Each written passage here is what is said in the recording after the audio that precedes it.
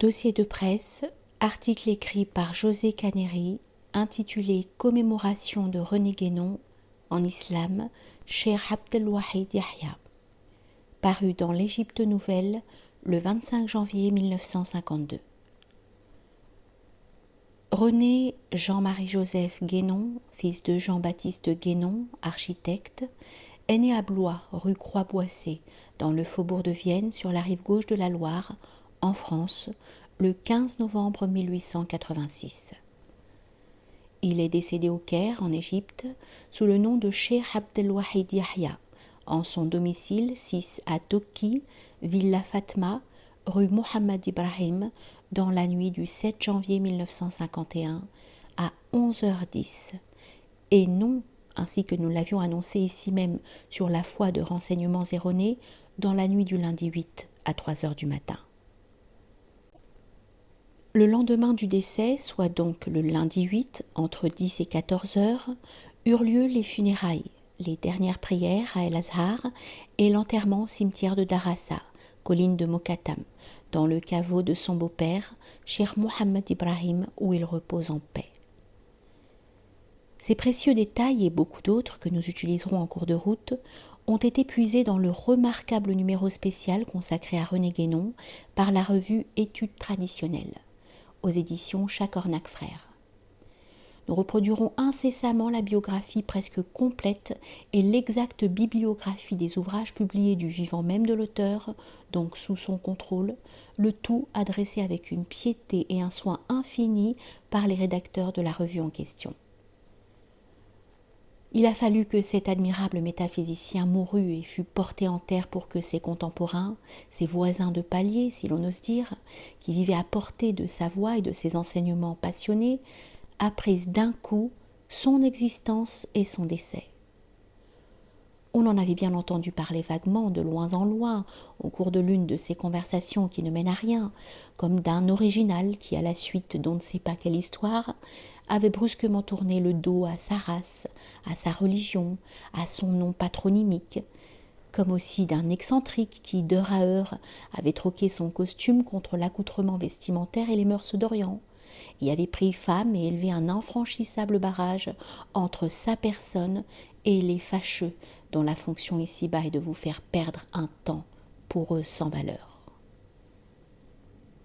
Alerté par des voix amies, quelques rares familiers de sa pensée, et encore d'un aspect seulement de cette pensée par instant hermétique, s'était empressé au cimetière musulman de Darassa pour apporter à la veuve Madame Fatma bent Mohammed Ibrahim et à ses 3 enfants en bas âge, le 4e n'étant pas encore né, hommage de leur faveur et de leurs regrets.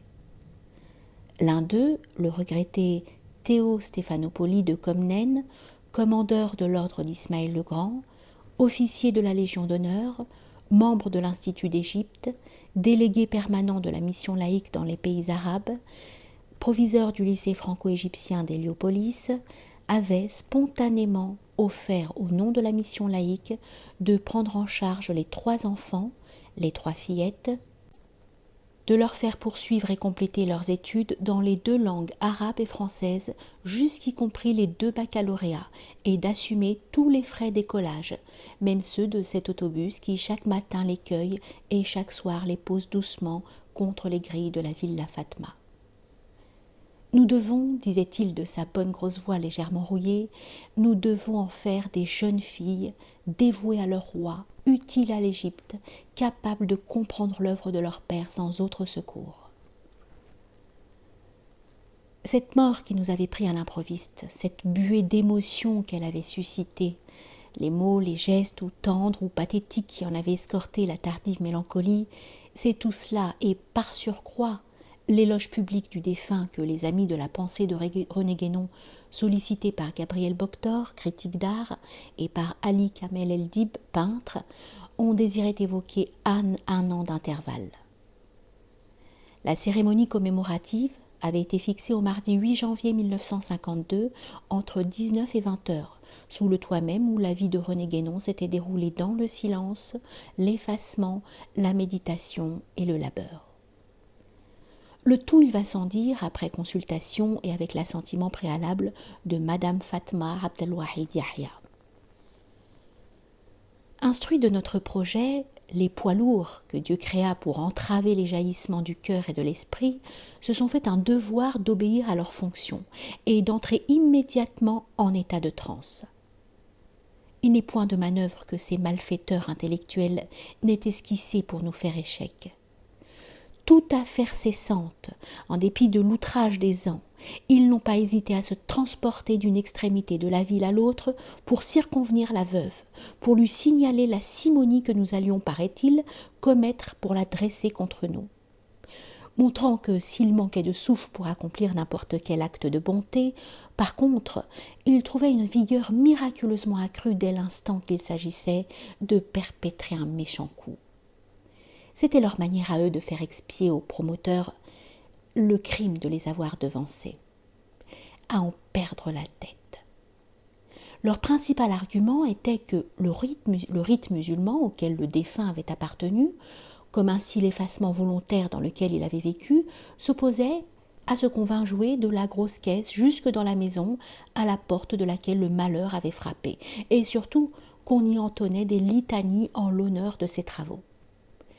Les traditions ont poussé l'intrépidité jusqu'à nous signifier sur le mode péremptoire que le soir de ce fameux mardi 8, nous pourrions affluer à la demeure mortuaire en aussi grand nombre que nous l'aurions décidé, mais qu'aucun discours n'y soit toléré. Nous prétendons qu'il y aurait eu dans cette loquelle matière à mourir de rire si le sujet et les circonstances s'y fussent prêtés. Outre que les vilains dont les propos nous chauffent les oreilles n'étaient guère qualifiés pour s'introniser porte-parole de René Guénon, encore moins pour s'ériger en commentateurs de ses intentions, leur tentative d'étouffement se heurtait à la volonté contraire du défunt. L'homme, en effet, qui de son vivant avait diffusé ses conceptions intellectuelles en 18 gros volumes, qui en avait autorisé la traduction en diverses langues, singulièrement l'allemande, l'anglaise, l'italienne et la portugaise, qui parallèlement avait soutenu son action et élargi son emprise à la faveur d'une correspondance volumineuse et de nombreux articles insérés de non moins nombreuses revues. Cet homme-là, une fois mort, aurait-il brusquement fait machine arrière et considéré comme iconoclaste des humanistes groupés autour de sa pensée pour la mieux déchiffrer, au moment surtout où les conjonctures conféraient à cette pensée une si cruelle actualité? En vérité, on ne sait pas comment la sotte querelle eût pris fin si la veuve elle-même n'eût mis le holà. Avec cette pureté infaillible de l'instinct, elle avait compris que l'agitation des belluaires qui espéraient la régenter tendait ni plus ni moins à tuer le mort et à mettre sous le boisseau une œuvre que seule l'élite à laquelle elle s'adressait avait le droit de juger. C'est elle, cette femme forte dont on avait commis l'imprudence de ne pas suffisamment tenir compte, c'est l'épouse et la mère qui a muselé les braillards et décidé souverainement que la mémoire de son mari serait commémorée dans les conditions convenues. Aussi pénible fût-il, l'incident aura servi à démontrer que le souvenir n'est point négligeable d'un métaphysicien qui provoque de pareils remous. Il a proposé à ses semblables un corps de doctrine et un ensemble de travaux dont l'universalité comme aussi la complexité échappe aux séquestrations de personnes, aux chapelles pressées de s'assurer d'un monopole ou d'organiser une laterie.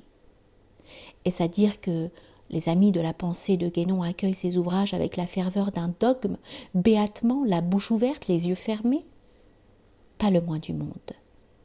J'en ai entendu disputer durement par ses propres adeptes dans des conditions d'indépendance et de liberté qui proclamaient combien stimulantes sont les théories que lui-même a soutenues à coups d'impératifs catégoriques et par endroits avec une indiscutable âpreté. Cette mise au point des péchés, la cérémonie projetée s'est donc déroulée au domicile du défunt le mardi 8 janvier 1952 entre 19 et 20 heures. Debout sur le seuil, en long habit de deuil, entourée de ses enfants, Madame Fatma Abdelwahid Yahya recevait les arrivants avec une rare courtoisie.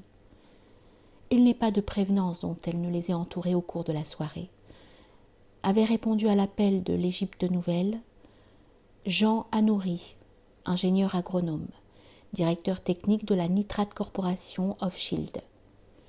Monsieur P. Bendetovich, secrétaire de Madame de Saint-Point.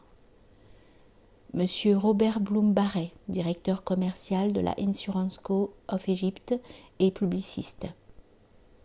Monsieur Gabriel Boctor, critique d'art. Madame et Cheikh Abdelkayoum, Cheikh Aboubakar, Martin Links.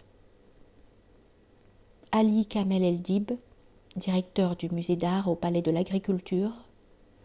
Monsieur A. Fedorov, Monsieur Mohamed Elmi Bey, Oustaz Mohamed Ibrahim et Oustaz Ramadan Ibrahim, Docteur S. Katz, Madame et Monsieur Fernand Leprêtre, homme de lettres, chef inspecteur au ministère de l'Instruction publique, Monsieur Jean Moscatelli, publiciste, homme de lettres, Monsieur Georges Raymond, expert des Beaux-Arts au ministère de l'Instruction publique,